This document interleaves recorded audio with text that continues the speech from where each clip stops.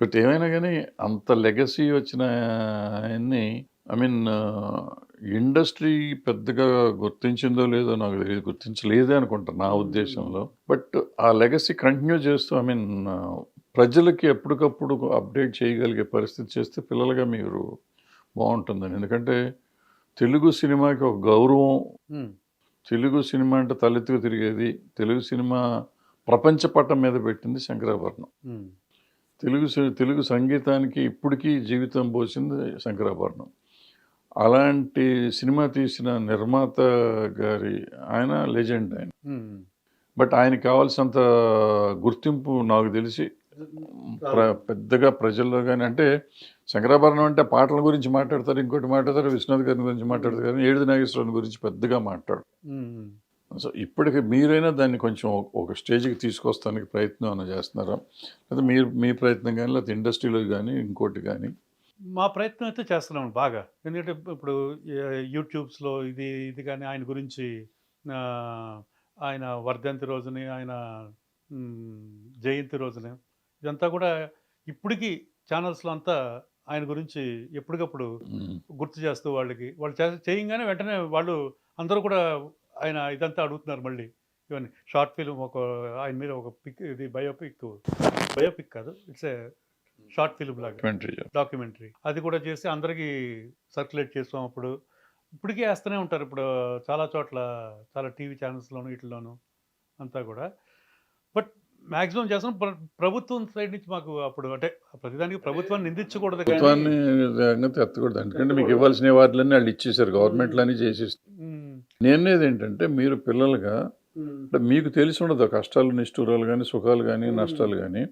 మీ మదర్‌కి ఎక్కువ తెలిసుంటాయి. అవునవును. ఎందుకంటే ఆవిడ డెఫినిట్‌గా శంకరాభరణం టైంలో గాని, లేకపోతే ఆయన డబ్బింగ్ ఆర్టిస్ట్‌గా వచ్చి సినిమాల కోసం కష్టపడ్డప్పుడు చాలా స్ట్రగుల్ అయ్యారు. అంటే స్ట్రగుల్ అంతా మదర్‌కి తెలిసినంత ఎవరికీ తెలిసుండదు. హ్మ్. నేనెందుకు ఆవిడ అంటున్నానంటే, ఇవాళ జనరేషన్ వచ్చే వాళ్ళకి గతంలో వాళ్ళకి ఇప్పుడు ఆవిడ ఒక వైఫ్‌గా నేను అనుకోవటం డబ్బింగ్ చేసిన జీతం, ఫుడ్ కూడా లేకుండా ఉన్న రోజులు ఉండుంటాయి. ఉన్నాయండి. చాలా అప్పుడు ఉన్నాయి. అప్పుడు ఆవిడ ఎలా పడింది?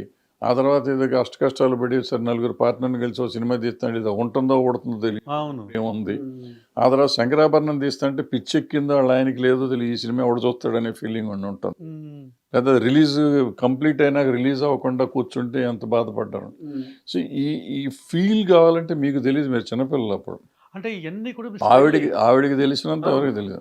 సో నేననేది అది జనానికి తెలిస్తే రేపు వచ్చే జనరేషన్‌కి కొంచెం విజ్ఞానం పెరుగుతుంది తప్ప, మీరు కష్టపడ్డారు అని చెప్పడం కోసం కాదు. అదే.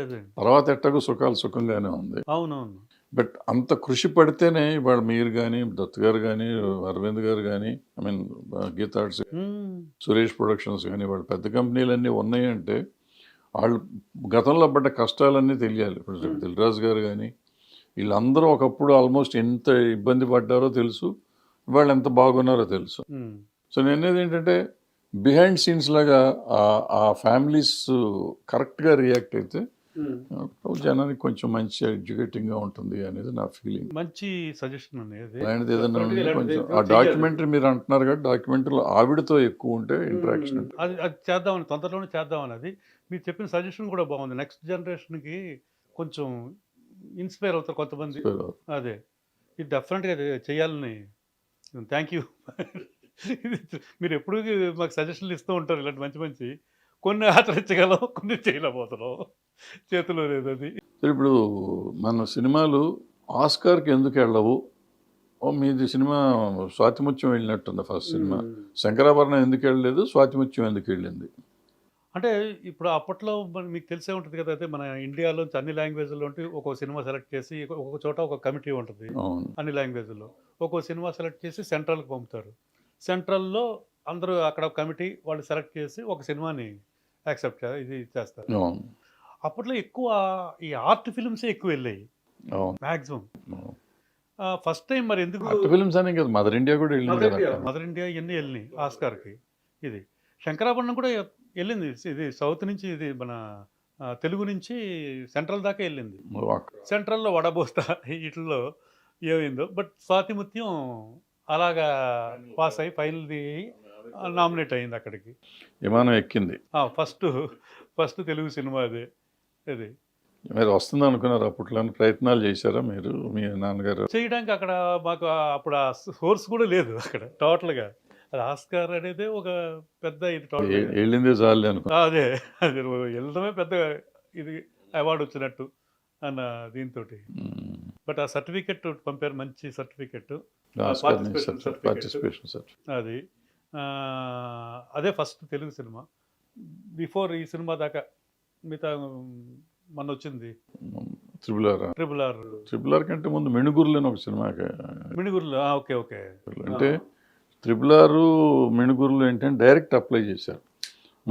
మీరు చెప్పిన సిస్టంలో వచ్చిన ఇది ఇక్కడ నుంచి ఇండియా నుంచి వీళ్ళు ఏంటంటే మన film federation of India FFI వాళ్ళు సెలెక్ట్ చేస్తారు. మన ఛాంబర్లో కూర్చొని 16 మంది 17 మంది మొత్తం అన్ని రాష్ట్రాల నుంచి వచ్చి కమిటీ వేస్తారు ఆస్కార్కి సినిమా. సో దాంట్లో ఈ 15 భాషలు 16 ఎన్ని భాషలు ఉన్నాయి అన్ని భాషల సినిమాలు వచ్చినాక అన్నిటిని చూసి అందులో ఒక సినిమాని సెలెక్ట్ చేస్తారు. మీరు కూడా చాలా సార్లు ఉన్నట్టున్నారు కదా కమిటీలు, దాంట్లో ఆ కమిటీలో చేయలేదా? బట్ నేను ప్రెసిడెంట్గా ఉన్నప్పుడు ఫస్ట్ ఇక్కడ హైదరాబాద్లో స్క్రీనింగ్ పెట్టించింది నేనే. Okay okay. అప్పుడు దాకా మెడ్రాస్లో ఉండేది అనుకుంటాను. ఉండేది, బాంబేలో ఉండేది, అక్కడెక్కడనే ఉండేది. మనం హైదరాబాద్లో చేసుకోండి మా థియేటర్ ఇస్తామని ఇప్పుడు నేను ప్రెసిడెంట్గా ఉన్నప్పుడు ఇక్కడ పెట్టించాను. Okay okay okay. సో ఊరికి ప్రెసిడెంట్గా 2-3 మీటింగ్లకు వెళ్ళాను తప్ప సినిమా నేను కమిటీలో ఎప్పుడు వెళ్ళాను. సో అట్లా వస్తుందన్నమాట. తర్వాత ఏంటంటే మిణుగురులో ఆయన అమెరికన్ ప్రొడ్యూసర్ డైరెక్టర్ కృష్ణకుమార్ అనుకుంటాం. అతనికి మరి అట్లా తెలిసి డైరెక్ట్గా అప్లై చేశాడు. Okay okay. ఫస్ట్ సినిమా డైరెక్ట్గా అప్లై చేసింది. అది సిస్టంలో ట్రిపుల్ ఆర్ వాళ్ళు కూడా అట్లా అప్లై చేశారు. అందుకని అన్ని కేటగిరీల్లోకి వచ్చింది. Okay okay okay. అక్కడ రిలీజ్ అవ్వాలి, అది రిలీజ్ అయ్యేదో ఉంటుంది. అక్కడ కొన్ని థియేటర్ ఎన్ని స్క్రీన్స్ చేయాలి ఆ లాంగ్వేజ్ లోనే, హిందీ ఇంగ్లీష్ లాంగ్వేజ్ ఏ లాంగ్వేజ్ అయినా పర్లేదు అనమాట. బట్ అక్కడ అమెరికాలో రిలీజ్ అయ్యి ఉండాలి సినిమా. 1 వీక్ 2 వీక్స్ ఏదో ఉండాలి some theatres. Okay okay. What ever వాళ్ళ నామ్స్ ఏమన్నాయి కానీ బట్ అటు డైరెక్ట్గా అప్లై చేయడానికి ఆస్కార్కి ఒక గేట్ ఉండింది.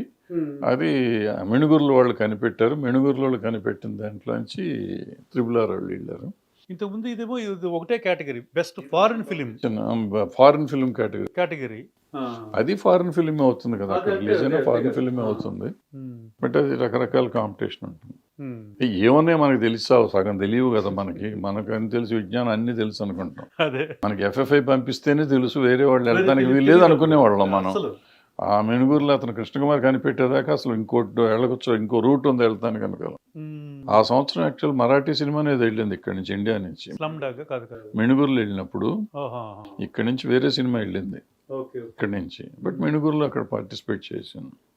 సో అది ఉంది, ఇది ఉంది, రేస్ రెండు ఉన్నాయి. ఇప్పుడు అంతే. మొన్న కూడా ట్రిపుల్ ఆర్తో పాటు ఇంకో సినిమా ఇంకొకటి వచ్చింది. అవును, ఇండియా కాంతారానా కాదు ఏదో సినిమా తర్వాత కాంతారా వెళ్ళింది అనుకుంటే. ఏదో మొత్తానికి అట్లా వెళ్తానే ఉన్నాయి. చాలా వచ్చింది. So at least first Telugu cinema వెళ్ళిన గర్వకారణం ఉంది. రైట్ అమ్మా, all the best. Thank you అన్నయ్య.